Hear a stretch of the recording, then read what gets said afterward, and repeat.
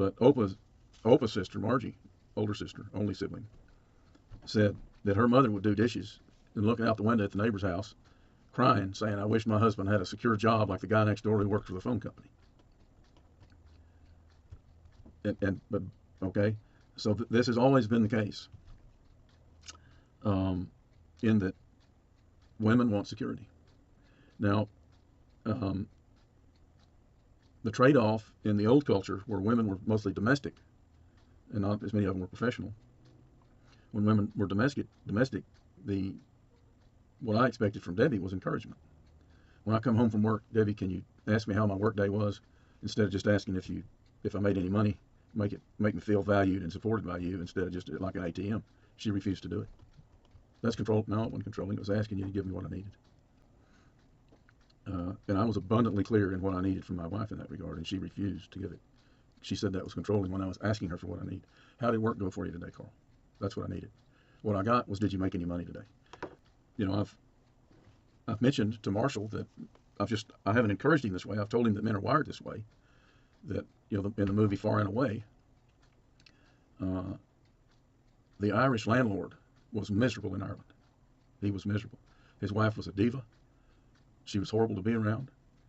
All she wanted to do was have tea parties with her friends and be snooty.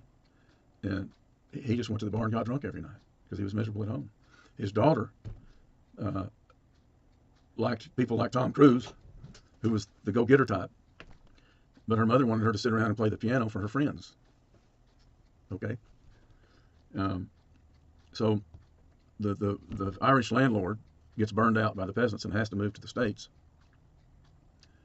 It's the best thing that ever happened to him. He participated in the Oklahoma land rush, got him a piece of property, and was happy as a lark with that purpose. And his wife, of course, was miserable. Oh no, I have to help my husband build something. Oh no. Like my grandmother standing at the kitchen sink. I wish my husband had a real job. So, and I regularly think about people in covered wagons moving west in the United States. 1, fighting disease, 2, fighting weather, and 3, fighting Indians. They had no health insurance. They had no security. We don't live in that time today, but I think about it just to stay connected to the reality. Okay? One thing about being